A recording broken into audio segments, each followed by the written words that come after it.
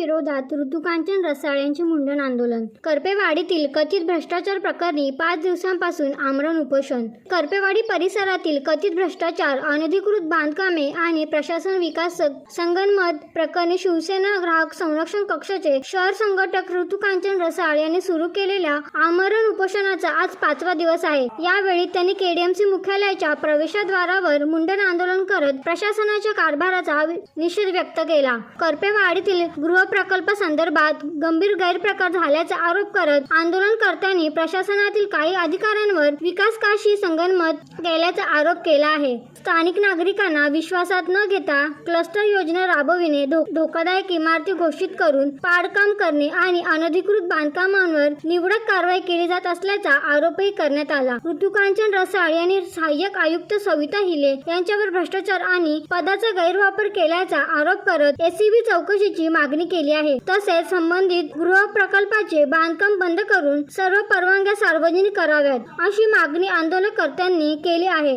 दरम्यान प्रशासनाकडून अद्याप कोणती अधिकृत प्रतिक्रिया देण्यात आलेली नाही. मी आधी त्यांना जाहीर इशारा दिला होता आणि आज माझ्या उपोषणाचा 5वा दिवस आहे. 100 तास पूर्ण आमरण उपोषणाला झालेले आहेत आणि मी त्यांना माझ्या तक्रारीवर कारवाई न केली तर मी जाहीर मुंडन करणार प्रवेशद्वाराजवळ. ह्यांना मी आधीच आयुक्तांना इशारा दिला होता, तरी निष्क्रिय आयुक्तांनी याबाबत कोणतीही कारवाई केलेली नाही.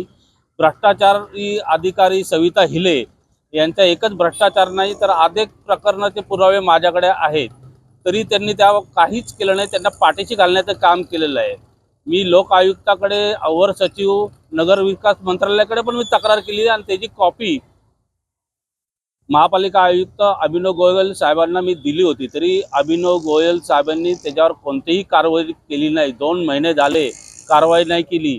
परत मी आमरण उपोषणाचं 8 दिवसांपूर्वी पत्रही दिलं, तरी त्यांची कोणतीही कारवाई नाही केली. मी स्वतः त्यांना भेटलो 6 महिन्यापूर्वी. आमचं शिष्टमंडळ, रहिवासींचं शिष्टमंडळ त्यांना जाऊन भेटलं तर मला बोलले की तुम्हाला आमच्या अधिकाऱ्यांचे निर्णय मान्य नाही तर तुम्ही सुप्रीम कोर्टात जा. सर्वसामान्य माणसाने नेहमी आपल्या हक्कासाठी सुप्रीम कोर्टातच जायचं असतं का? हे आयुक्त कशाला बसलेत? फक्त ठेकेदारांना, बिल्डरांना भेटीसाठी, त्यांना पाठीशी घालण्यासाठी आयुक्त बसलेत का? हे परप्रांतीय आयुक्त परप्रांतीय बिल्डरला वाचवत आहेत. परप्रांतीय आयुक्त ही कुठल्याही मराठी माणसाची दखल घेत नाही. काय मागणी? माझी मागणी सरळ आहे. माझ्या 7 मागण्या आहेत, माझ्या बॅनरवर लिहिलेल्या आहेत.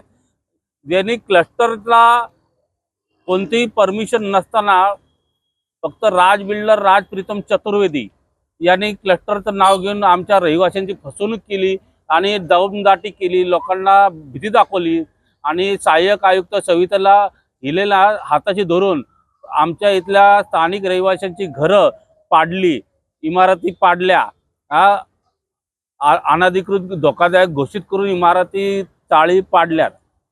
त्याबाबत माझ्याकडे सर्व पुरावे आहेत. ते पुरावे देऊन सुद्धा आयुक्त कारवाई करत नाहीत.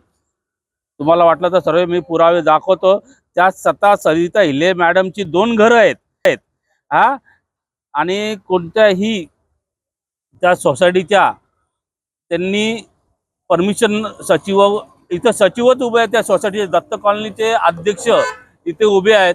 त्यांची कोणतीही परवानगी न घेता, सोसायटी कमिटीची परवानगी न घेता 12 घरं त्यातली पाडलेली आहेत. कोणतीही स्ट्रक्चरल ऑडिटची नोटीस न देता, कोणतेही माझा या भ्रष्टाचाराविरुद्ध माझा लढा जवळजवळ 1.5 वर्षापासून सुरू आहे.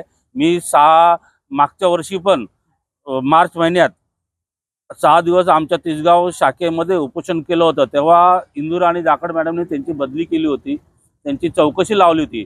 पण हे आयुक्त आल्यावर अभिनव गोयल यांनी त्या सविता हिलेला पदोन्नती देऊन पुन्हा 4J प्रभागात 6 महिन्यात आणून बसवलं. का? कलेक्शनसाठी का?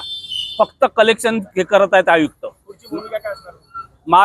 मी जोपर्यंत त्यांच्यावर कारवाई होत नाही तोपर्यंत मी ठाम राहणार आहे. उपोषण 72 माझा जीव गेला तरी 72 आहे. इथला एकट्याचा प्रश्न नाही, 10,000 लोकांचा प्रश्न आहे, 3-3.5 घरांचा प्रश्न आहे.